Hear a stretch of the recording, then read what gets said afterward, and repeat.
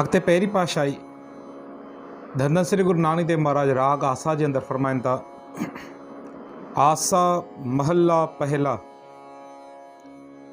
तित सरवड़े भईले निवासा, पाणी पावक तने किया। चवंदा परमात्मा जी रचियल हिकु कुदरत जे अंदरि जिथे असां निवास कयूं था, जंहिं सृष्टि जे अंदरि निवास कयूं था, इहो हिकु सरोवर आहे, तालाब आहे, तालाब। तित सरवड़े भईले निवासा, जिथे असांजो निवास आहे। पाणी पावक तने किया, पर इन तालाब जे अंदरि पाणी न आहे, पाणी जी जॻह ते भाए आहे। भाए जे सरोवर जे अंदरि इंसान निवास करे थो। चाहे इन ॿारी दुनिया खे जे अगरि ध्यानु कजे त ॿारी दुनिया जे बारे में ॾुखियो चवनि था, पर चवनि था ऐं इंसान, तुंहिंजी जेकी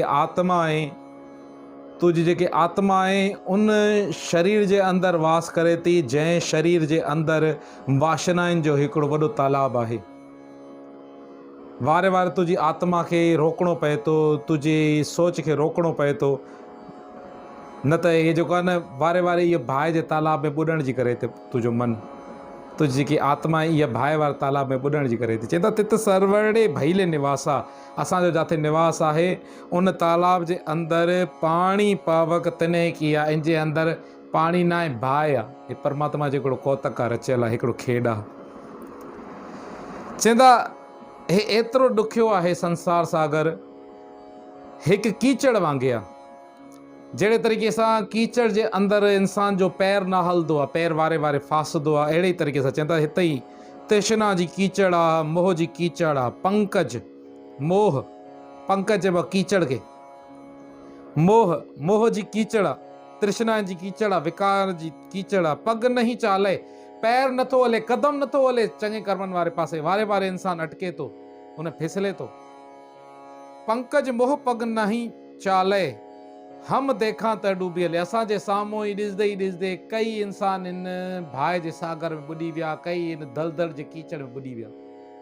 हम देखा त डूबी हले, मन एक न चेतस मूड़ मना, ऐं मूर्ख मन हिकिड़े खे चितारे नथो, उनजा गुण नथो वीचारे। कहिड़े तरीक़े सां तूं इन भाए जे सागर में पार थींदे, भाए जे सरोवर पार थींदे, कहिड़े तरीक़े सां इन कीचड़ में ॿाहिरि निकिरंदे, जे अगरि हिकिड़े जी शरण नथो पए।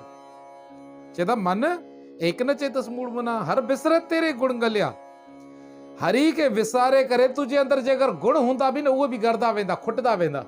न त परमात्मा सां जुड़ण जो मक़सदु इहो आहे त जीअं परमात्मा गुणनि जो खज़ानो आहे, तुंहिंजे अंदरि उहो खज़ानो हुजे, हमेशह भरपूर हुजे, कॾहिं खुटे न।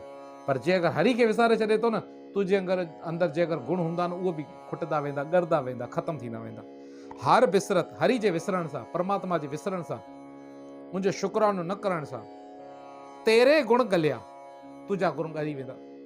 रहाओ नाहो जती सती नहीं पढ़िया, मूर्ख मुगदा जन्म भया। चवंदा असांजो जन्म मूर्खता में वञे थो, न असां जती आहियूं, न असां सती आहियूं, न असां जत धर्म वारा आहियूं, असां न कोई दान करण वारा आहियूं, न पढ़िया लिखिया आहियूं, न को वॾा को ज्ञानी आहियूं। मूर्ख मुगदा जन्म भया, असांजो जन्म हिकु मूर्ख वांगुरु आहे, सियाणे वांगुरु न आहे। पर अॻे अरदास करनि था, प्रणवत नानक तिन की शरणा, चवंदा काश उनजी शरण में अचूं। कंहिंजी शरण? जिन तूं नाही विसरिया, जंहिंखो परमात्मा तूं कॾहिं विसरे न, ऐं जंहिंखे कॾहिं, जेको तोखे कॾहिं विसारे नथो, हमेशह यादि रहे थो न। असां उनजी शरण में ईंदासीं, शरण अचण जो मक़सदु माना उन सां गॾु रही करे उहो असांखे बि हमेशह उन परमात्मा सां हिकु उन सां रलाए हलंदो, उनजे गुणनि जी वीचार ॾसंदो, हमेशह उन सां हिकु सांझ कराईंदो। चवंदा प्रणवत नानक तिन की शरणा, जिन तूं नाही विसरिया।